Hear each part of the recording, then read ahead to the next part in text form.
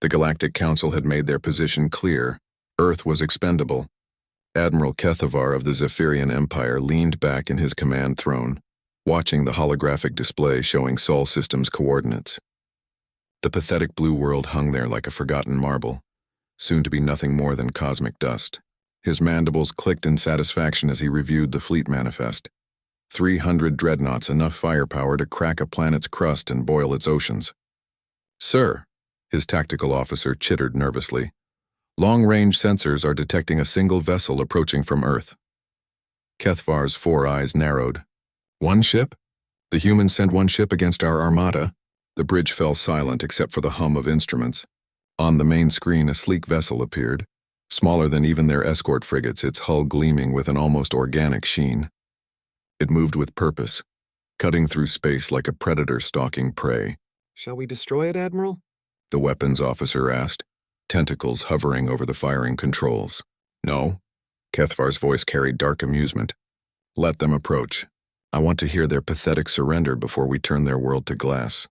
The human ship, designated UES Prometheus, came to a halt just outside the fleet's formation. For several minutes, nothing happened. Then the comm channels crackled to life. "This is Captain Elena Vasquez of the United Earth ship Prometheus," came a calm, almost conversational voice. "We received your ultimatum. Human," Kethavar replied, his translator rendering his words in perfect English. "You have 3 minutes to surrender unconditionally before we commence planetary bombardment. Your species' defiance of the Council's judgment ends today." There was a pause. Then impossibly the human laughed. "Admiral, I think there's been a misunderstanding. We didn't come here to surrender." Captain Vasquez's voice carried an edge that made Kethavar's exoskeleton itch. "We came here to show you something." Before Kethavar could respond, the Prometheus began to change. The ship's hull rippled like liquid mercury, sections sliding apart with mechanical precision. What had appeared to be a single vessel revealed itself to be something far more complex, a modular construction platform that began consuming debris from the asteroid field behind it. Robotic arms extended, manipulator arrays deployed, and fabrication units came online with brilliant flashes of energy. "What is this?"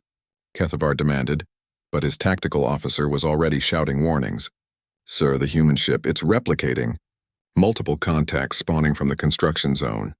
Within minutes, sleek fighter craft began emerging from the Prometheus's fabrication bays.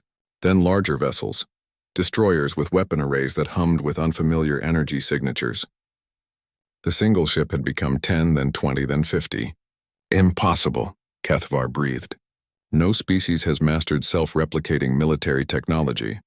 "Oh, we haven't mastered it," came Captain Vasquez's voice, now transmitted from multiple sources as her fleet continued to grow. "We became it." The truth hit Kethavar like a plasma bolt to the thorax. The humans hadn't just built ships, they had built themselves into the ships. Each vessel pulsed with organic efficiency, crewed not by fragile biologicals but by human consciousness uploaded into quantum matrices, thinking and adapting at the speed of light. "You see, Admiral," Vasquez continued as her fleet reached 100 vessels and kept growing, "when you told us we had to choose between our bodies and our survival, you made a fatal assumption. You assumed we'd choose our flesh." A new type of ship emerged from the construction swarm, massive dreadnoughts that dwarfed even Kethavar's flagship. Their hulls bristled with weapons that seemed to bend light around them, technology that no species in the galaxy possessed. "We uploaded our entire population 3 days ago," Vasquez explained, her voice now coming from 200, then 300 ships. Every human consciousness, every memory, every dream, all of it preserved in quantum substrate and distributed across a fleet that grows stronger with every minute. Kethavar's bridge erupted in panic as his sensors registered impossible energy readings. The human fleet had matched his numbers and showed no signs of stopping. Each ship moved with perfect coordination, as if controlled by a single vast intelligence which, he realized with growing horror, they were.